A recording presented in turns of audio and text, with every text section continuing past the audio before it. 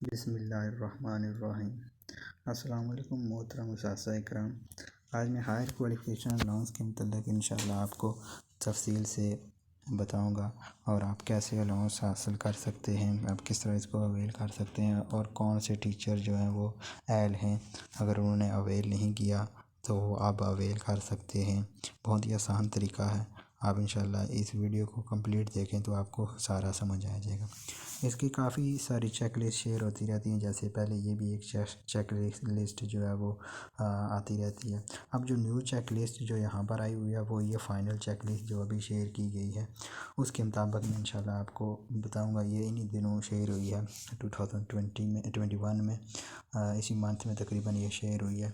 और इसके मुताबिक अब कहा जा रहा है कि आप अपने डॉक्यूमेंट जमा करवाएँ तो आप क्वालिफ़िकेशन अलाउंस हासिल कर सकते हैं। सबसे पहले मैं आपको ये बता दूं कि कौन से टीचर जो हैं वो क्वालिफ़िकेशन अलाउंस के अहल हैं। ऐसे टीचर जो बीएससी की बेस पर या बीए की बेस पर अपॉइंट हुए और बाद में उन्होंने एमएससी कर ली तो वो क्वालिफ़िकेशन अलाउंस के अहल हैं, तो वो क्वालिफ़िकेशन अलाउंस हासिल कर सकते हैं। मास्टर का एमए एमएससी का क्वालिफ़िकेशन अलाउंस 600 पर मंथ है।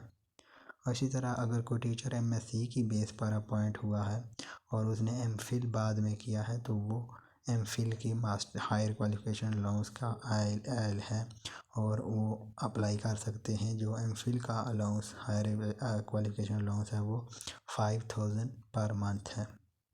बाकी आप जिस डेट से वो करते हैं वो बकाए का आपका बिल भी बन जाता है उसी हिसाब से। ये सारा प्रोसीजर आपको इंशाल्लाह मैं बताता हूँ। तो अगर आप बीएससी की बेस पर अपॉइंट हुए और आपने एमफिल कर लिया तो आप एमफिल के अलाउंस के लिए भी अप्लाई कर सकते हैं। वो भी आपको 5000 पर मंथ के हिसाब से मिल जाएगा। तो उस हवाले से ये कंप्लीट वीडियो मैंने बनाई है ताकि आपकी कोई भी क्वेरी हो वो आप अगर कंप्लीट वीडियो देखेंगे तो आपके सारे जो चीज़ें हैं वो आपकी क्लियर हो जाएंगी। आपका इंशाल्लाह कोई भी इसमें क्वेश्चन नहीं रहेगा। कुछ चीज़ें तो इस चेकलिस्ट में बहुत ही ईजी हैं, वो आपको इतनी ब्रीफली बताने की ज़रूरत भी नहीं है। जो इंशाल्लाह ब्रीफली बताने वाली हैं वो मैं आपको बता दूँगा। आप उस हवाले से फिर क्वालिफ़िकेशन अलाउंस की अप्लाई कर सकते हैं। सबसे पहले जो फर्स्ट पॉइंट यहाँ पर है वो आपकी अटेस्टेड कापी ऑफ CNIC होगी। यहाँ पर आपकी अटेस्टेड कापी ऑफ CNIC। उसके बाद आपका सेकंड नंबर पर आ जाएगा application duly signed by candidate and head and higher authorities. इसमें आपने एक एप्लीकेशन लिखनी है जिसमें आपने लिखना है कि मैं एमएससी या एमफिल का क्वालिफ़िकेशन अलाउंस हासिल करना चाहता हूँ। मैंने फ़लाँ यूनिवर्सिटी से ये मास्टर या एमफिल मैंने किया है। आपने उस एप्लीकेशन में लिखना है कि मैंने फ़लाँ यूनिवर्सिटी से मास्टर या एमफिल की डिग्री हासिल की है और मैं अब क्वालिफ़िकेशन अलाउंस हासिल करना चाहता हूँ और मैंने इससे पहले कोई क्वालिफ़िकेशन अलाउंस हासिल नहीं किया। उस पर आपके साइन होंगे, आपके हेड के साइन होंगे और आपके AU अगर आप प्राइमरी स्कूल में या मिडिल स्कूल में हैं तो आपके AU के साइन होंगे और अगर आप हाई स्कूल में हैं तो आपके हेड के साइन होंगे। उसके बाद डिप्टी DOs, उसके बाद आप जो है वो DO के नाम उसको लिख कर भेज देंगे। अगर आप प्राइमरी या मिडिल स्कूल हैं तो आप डिप्टी DOs के थ्रू उस एप्लीकेशन को आगे भिजवाएंगे। उसके बाद थर्ड नंबर पर यहाँ पर आ रहा है original attested copy of relevant degree. आपके पास जो ओरिजिनल डिग्री है उसकी अटेस्टेड कापी आपके पास को आपने साथ इस फाइल में लगानी है। और उसके बाद जो 4 नंबर पर आ रहा है ये चीज़ आपकी समझने वाली है, 4 नंबर वाली ये वाली। तो इसमें आपको कौन कौन सी चीज़ें ये इसको मैं इंशाल्लाह बताता हूँ आपको कि original and attested copy of verification of relevant degree from concern institute. आपने जिस यूनिवर्सिटी से मास्टर या एमफिल किया है उस यूनिवर्सिटी से आपकी डिग्री की वेरिफिकेशन होगी। कुछ टीचर खुद करवा लेते हैं तो वो यहाँ पर कबूल नहीं होगी। यहाँ पर इसी वजह से उन्होंने लिख दिया है कि ये आपकी होनी चाहिए उसकी मेमो शीट में, ये यहाँ पर लिखा हुआ है। तो ये आप खुद इसको नहीं करवा सकते, बल्कि आपने डिप्टी डीओ के थ्रू इसको, या अपने अगर हाई स्कूल में है तो अपने हेड के थ्रू आपने इसको करवाना है, अपनी डिग्री को अटेस्ट वेरीफाई कराना है। ज़्यादा टीचर जब अपॉइंट होते हैं तो वो करवा लेते हैं, लेकिन ये वही है कि अपॉइंट होने के बाद ज़री बात है आपने डिग्री हासिल किया तो वो आपको ऑफिस के थ्रू जो है वो मेमो नंबर बाकायदा लगा कर उसको आपने अपने जो भी यूनिवर्सिटी है उससे आपने उसको वेरीफाई करवाना है। उसके बाद 5 नंबर पर आपका आ जाएगा attested copy of first joining, attested copy of first joining और appointment order along with joining. और जो आपका फर्स्ट आर्डर है उसकी आपने कापी लगानी है जो आपकी अटेस्ट होनी चाहिए। और नंबर 6 पर आ गया attested copy of order along with joining, ये भी आपके पास आ गया। इसमें था कि आपके पास जो अटेस्टेड कापी है वो फर्स्ट अपॉइंटमेंट जो आप पहली दफ़ा अपॉइंट हुए हैं तो आपकी वो ज्वाइनिंग आ जाएगी। तो अगर आपने ट्रांसफ़र वगैरह कराई या कोई और आपका किसी और स्कूल में गया कोई भी है तो फिर आपका होगा अटेस्टेड जो आपकी जितने भी आर्डर हुए हैं ट्रांसफ़र के या और कोई भी फिर आपने ज्वाइन किया है तो वो भी आपकी सारी चीज़ें सारी इनके कंप्लीट आपकी फ़ाइल बनेगी। उसके बाद जो ये वाली चीज़ यहाँ पर इम्पोर्टेंट है, ये आपकी चीज़ लाजमी होनी चाहिए, departmental permission before taking admission duly sign. ये आप पहले ही आपके पास मौजूद होना चाहिए।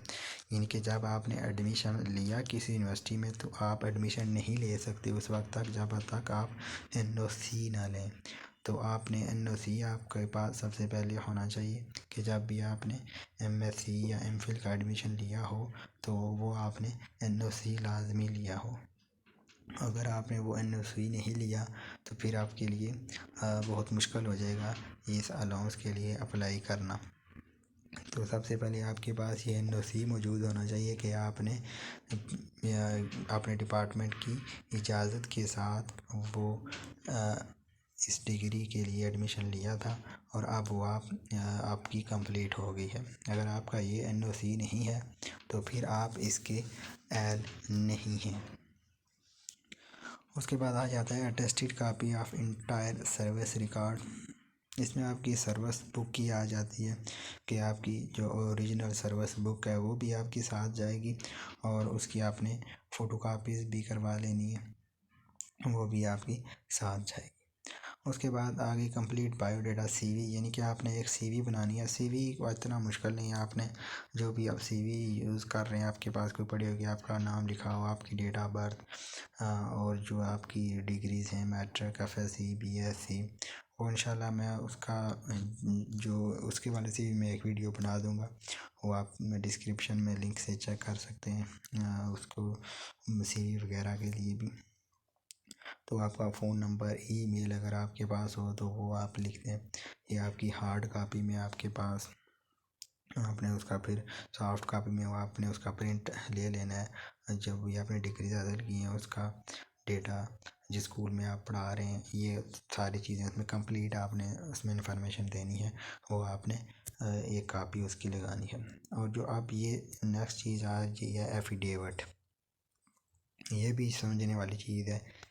इसमें आपने क्या करना है कि affidavit about non availing any benefit prior this on the basis of same qualification. जो इसमें आप किसी भी स्टाम्प फरोश के पास चले जाएंगे, उसको आपने एफिडेविट आपने बनवाना है 50 रुपये वाला। तो उसमें आपने उसके पास फॉर्मेट आप होगा, आपने उसमें बताना ये है कि आप लिखेंगे कि मैं इकरार करता हूँ कि मैं फ़लानी यूनिवर्सिटी से मैंने MSc या MPhil किया है, ये मेरा रोल नंबर है और ये मैंने डिग्री हासिल किया है और मैं इससे पहले मैंने कोई क्वालिफ़िकेशन अलाउंस इस डिग्री की बेस पर नहीं लिया। और और नीचे सारा कुछ लिखा आ जाएगा कि अगर मैं लिया तो मेरे खिलाफ़ कानूनी कार्रवाई भी की जा सकती है और ये अलाउंस भी फिर वापस हो जाएगा। ये यानी कि एफ़िडेविट जो जैसे लिखने का आम तरीका होता है, वो सारा एफ़िडेविट खुद ब खुद आपको लिख कर दे दिया जाएगा। वो आप वहाँ से सिर्फ आपने यूनिवर्सिटी का नेम, अपना रोल नंबर और जिस स्कूल में आप पढ़ा रहे हैं वो सारा स्कूल का नेम और आपका नेम, आईडी कार्ड नंबर, ये चीज़ें उसमें आपने एंटर करानी है। बाकी ज़्यादातर जो स्टाफ रोशन उनके पास ये फॉर्मेट पड़ा होता है, वो आप वहाँ उनसे ले सकते हैं। उसके बाद हो गया अटेस्टेड कापी ऑफ आप जो आपकी पे स्लिप है वो आपके पास। अब ज़्यादा टीचर की तो पे स्लिप जो है वो होती हैं ऑफिस से भी मिल जाती हैं। अब तो ज़्यादा टीचर ने पिफरा पर जो है वो अपना अकाउंट बनाया होता है, तो वहाँ से वो फिर उनको हर माह मेल आ जाती है। तो आपने कोशिश करनी है जो आपकी लास्ट वाली पे स्लिप हो वो आप उसकी प्रिंट निकाल लें और वो साथ लगा लें। अगर लास्ट वाली कई दफ़ा पिफरा की जानिब से पे स्लिप नहीं आती तो कोई मसला नहीं है, आप उससे जो पिछले मंथ की है उसकी आप कापी करवा के आप उसको भी साथ में अटैच कर सकते हैं। Attested copy of all education certificate degree, इसमें आपकी जो जितने भी आपके डॉक्यूमेंट हैं मैट्रिक से लेकर एमएससी या एमफिल तक उन सब की आपकी अटेस्टेड कापीज़ होनी चाहिए। उन सब की आपके पास अटेस्टेड कापी हो उन सारे डॉक्यूमेंट की। Attested copy of section study leave in the application availed for the doing relevant course. अगर आपने कोई लीव वगैरह ली है अपनी स्टडी के दौरान तो वो आपको एक एप्लीकेशन जो आपकी साइन होनी चाहिए डिपार्टमेंट की तरफ से कि आपने ये वाली इस डिग्री को हासिल करने के लिए ये वाली आपने छुट्टियां ली थी, या अगर नहीं ली थी तो फिर तो नहीं आएगी। तो अगर आपने कोई छुट्टियां वगैरह ली थी डिपार्टमेंट से तो वो आपकी यहाँ पर एक एप्लीकेशन आ जाएगी और उस पर आपके हेड के, हाई स्कूल में तो हेड के, नहीं तो प्राइमरी मिडिल के डिप्टी डीओ या आईओ के साइन आ जाएंगे। उसके बाद लास्ट पॉइंट है रिकमेंडेशन ऑफ डीओ। उसके बाद आप उसको रिकमेंड करवाएंगे डीओ से।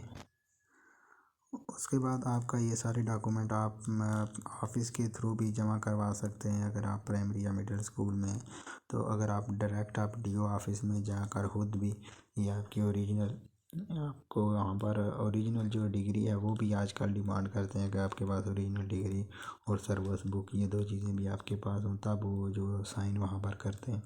तो ये भी आप साथ ले जाकर उनसे नंबर, वो मेमो नंबर या डायरी नंबर ले लें। तो फिर वो आप वहाँ पर खुद जाकर उनसे वो डायरी नंबर ले लें। कुछ टाइम बाद, वीक बाद या 2-3 दिन बाद ही वो आपके वहाँ से फिर आपका एक नोटिफिकेशन होगा कि आप इस के एल हैं, तो आपका एक नोटिफिकेशन आपको वहाँ से मिल जाएगा, आप वहाँ से ले सकते हैं। फिर वो नोटिफिकेशन आपने दोबारा फिर ही ऑफिस के थ्रू आपने वहाँ पर जाकर जमा अकाउंट ऑफिस में आपने उस नोटिफिकेशन को जमा करवाना है। तो उस नोटिफिकेशन को आप जमा करवाएंगे ऑफिस में, अकाउंट ऑफिस में।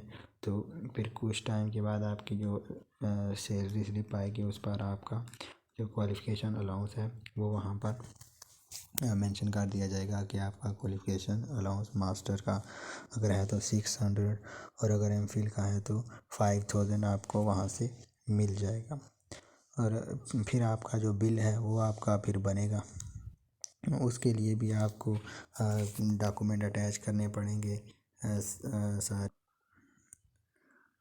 उसके बाद जो बिल के लिए आपको जो आपकी पे स्लिप जिस पर वो आपका अलाउंस लगा होगा उसकी एक कापी और आपका जो आर्डर हुए थे जो डिग्री जो आपके अलाउंस के उसकी फ़ोटोकॉपी और साथ में आपका आईडी कार्ड की फ़ोटोकॉपी आ जाएगी और साथ में सोर्स फॉर्म 2 आपका आ जाएगा। वो आप सारा उसकी एक फ़ाइल कंप्लीट करके फिर आप ऑफिस में जमा करवा दें। तो ये थोड़ा सा लेंथी प्रोसीजर है जो आपका ये बिल वाला, क्योंकि ज़्यादा अमाउंट होती है तो इस लिए आपका थोड़ा सा टाइम लग जाता है। तो ये आपका सारा प्रोसीजर था जिसके हवाले से काफ़ी क्यूरीज आ रही थी, तो मैंने सोचा इसके बारे में कंप्लीट इन्फॉर्मेशन दे दी जाए ताकि आप लोगों को आसानी हो किस तरह आप